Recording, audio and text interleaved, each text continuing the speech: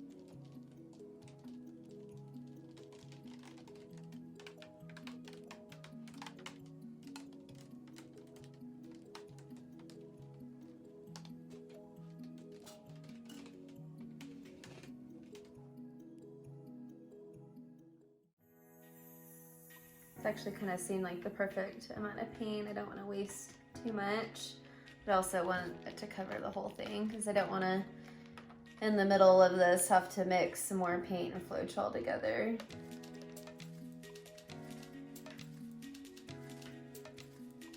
This looks so cool. I think the more I move this one around, the cooler it's looking, kind of like that agate look, the sliced agates, which I really love.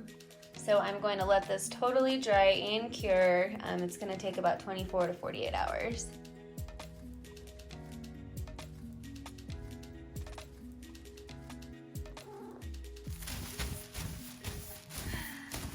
Let's not. So if you want to add sealer, I would do that before you peel off the backing to the other side, just to keep that protected and clean.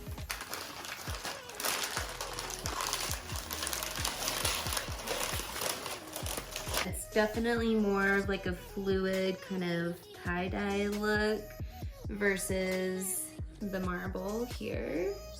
I think it turned out pretty cool. The colors are amazing. I think that gold looks awesome with the little bit of ivory. The green is a little bit lighter than what I was hoping for. It does still look like a dark green, like some of these spots here and here. But the majority of it is more of a kind of like a seafoam green. So I think this would be great for a beachside wedding. So now we are going to design our decal for this.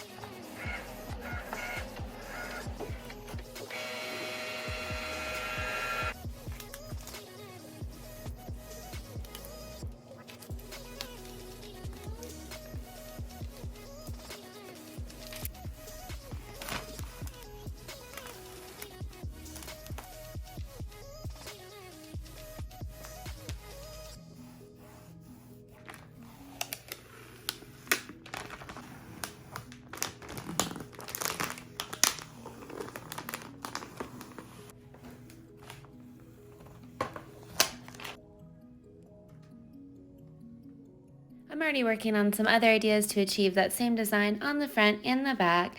And next week I'm thinking of doing one with more neutrals and some sort of iridescent or glitter mixed in. So let me know if you guys want to see that and what you think down in the comments below. See you soon.